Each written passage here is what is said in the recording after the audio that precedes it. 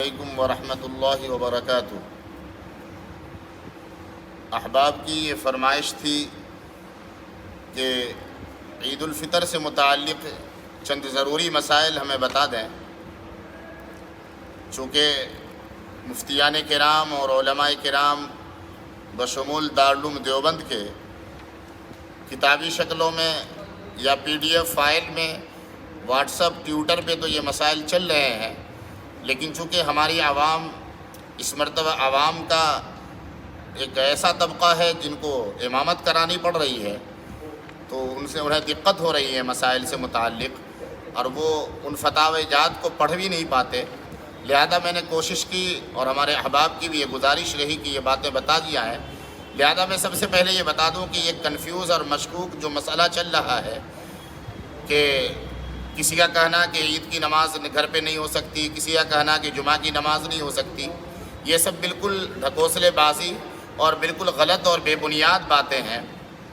جب ام المدارس منبع علوم و معرفت مرکز رشد و ہدایت دارالعلوم دیوبند نے رمضان سے قبل ہی یہ فتویٰ صادر کر دیا تھا کہ لوگ اپنے اپنے گھروں میں جہاں بھی ہیں مسجد میں 4-5 آدمی مل کر کے نماز ادا کریں، تو پھر اس میں کسی طرح کی اشکال کی ضرورت تھی نہیں کہ کبھی کسی کا کہنا ہوتا ہے کہ کاندلے سے یہ فتویٰ آیا، کبھی کوئی کہتا ہے پاکستان سے یہ فتویٰ آیا۔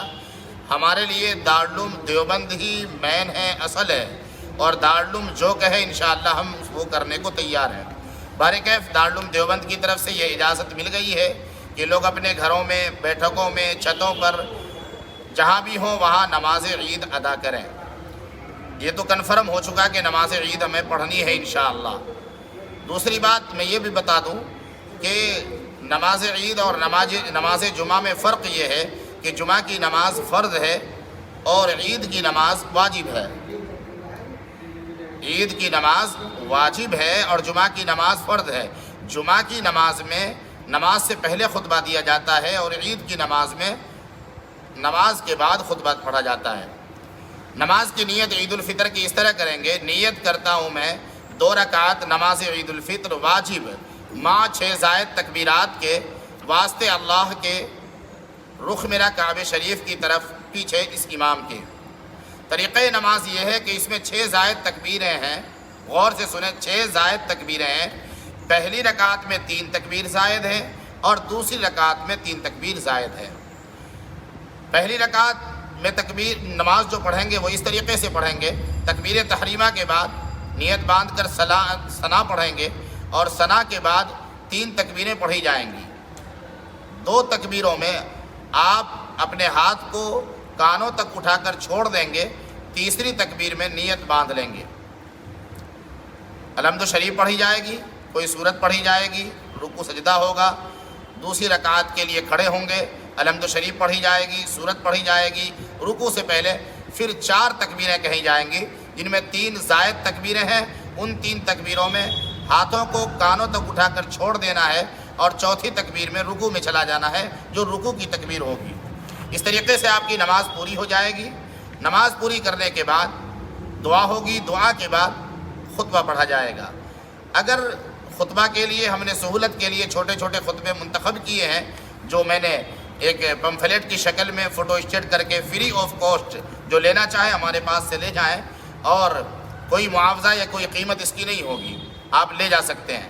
دوسری بات کہ اگر کسی کو یہ خطبہ دیکھ کر پڑھنا بھی مشکل ہو جائے تو اس کے لیے آسان طریقہ ہے کہ وہ پہلا خطبہ اللہ اکبر لا الہ الا اللہ واللہ اکبر وللہ الحمد، یعنی تکبیر تشریق پہلے خطبے میں 9 دفعہ پڑھیں اور اس کے بعد الحمد شریف پڑھ کے بیٹھ جائیں۔ پھر دوسرے خطبے کے لیے کھڑے ہوں، اس میں 7 دفعہ تکبیر تشریق اللہ اکبر لا الہ الا اللہ واللہ اکبر وللہ الحمد 7 دفعہ پڑھیں اور اس کے بعد درود شریف پڑھ دیں، آپ کا خطبہ مکمل ہو چکا۔ اب بعض ایسے افراد ہیں کہ جن کے یہاں عید کی نماز کے شرائط نہیں پائے گئے، مثلاً کوئی امام نہیں مل سکا یا بالغ 3 مرد نہ مل سکے، وہ کیا کریں؟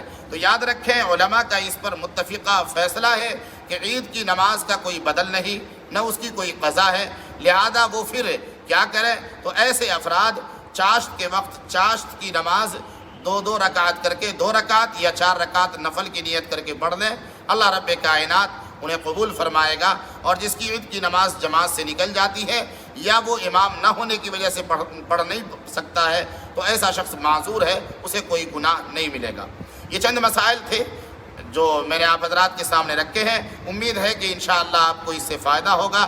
باقی اور کسی مسئلے کی ضرورت ہو تو آپ حضرات رابطہ قائم کر سکتے ہیں۔ اللہ رب کائنات آپ کو، ہمیں، تمام امت مسلمہ کو قبول فرمائے۔ عید کے دن مبارک دعاؤں میں اس گنہگار کو بھی یاد رکھیں۔ والسلام علیکم ورحمۃ اللہ۔